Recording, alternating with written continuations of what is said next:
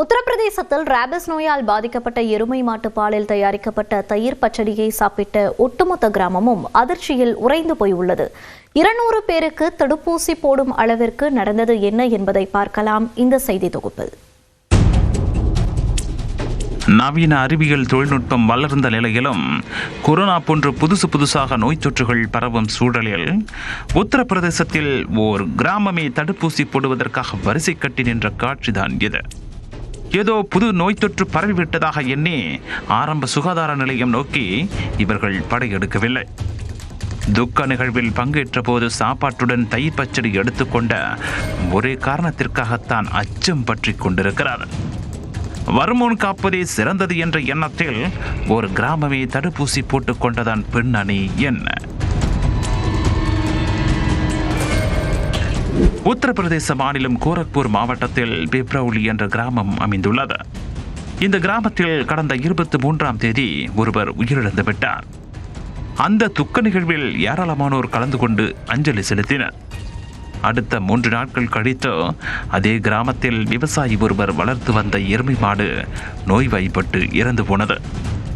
இந்த தகவலை அறிந்து துக்க நிகழ்வில் பங்கேற்ற சுமார் 200 பேர் அதிர்ச்சியில் உறைந்து போயிருக்கிறார்கள்.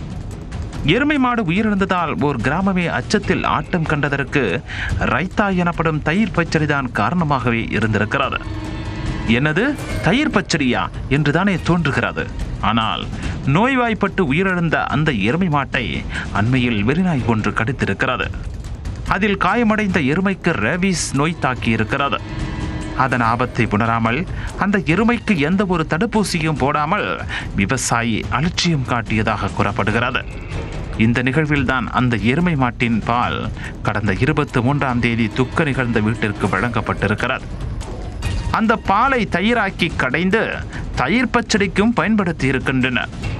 ரேபீஸ் நோய் தாக்குதலுக்கு உள்ளான எருமை பாலை தயிராக கடைந்து உட்கொண்டவர்களுக்கு உயிர்வயம் பற்றி கொண்டிருக்கிறது. இதனால் ரேபீஸ் தொற்று அச்சத்தில் அங்குள்ள ஆரம்ப சுகாதார நிலையத்திற்கு சுமார் 200 பேர் படையெடுத்திருக்கின்றனர். ஒரே நேரத்தில் அவர்கள் அனைவருக்கும் ரேபீஸ் தடுப்பூசி போடப்பட்டிருக்கிறது. ரேபீஸ் பாதிக்கப்பட்ட மாட்டில் கறந்த பால் மூலம் தயாரித்த தயிரை உட்கொண்டதால் தொற்று பரவ வாய்ப்பில்லை என்று மருத்துவர்கள் தெரிவித்திருக்கின்றனர்.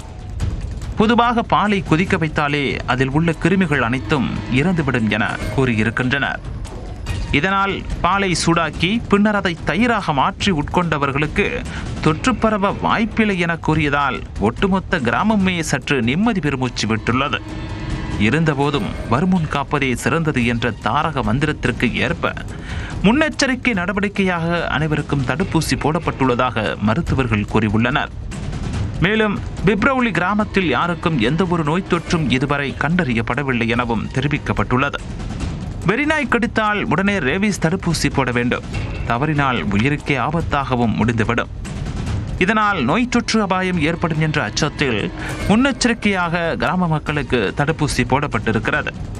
இருந்தபோதும் ரேபீஸ் நோயால் பாதிக்கப்பட்ட எருமை மாட்டுப்பாலில் தயாரிக்கப்பட்ட தயிர் பச்சடியை சாப்பிட்ட ஒட்டுமொத்த கிராமமும் அதிர்ச்சியிலிருந்து இன்னும் முழுமையாக மீளவில்லை. இதை கருத்தில் கொண்டு அந்த 200 பேரையும் கண்காணித்து வருவதாக மருத்துவர்கள் தெரிவித்துள்ளனர்.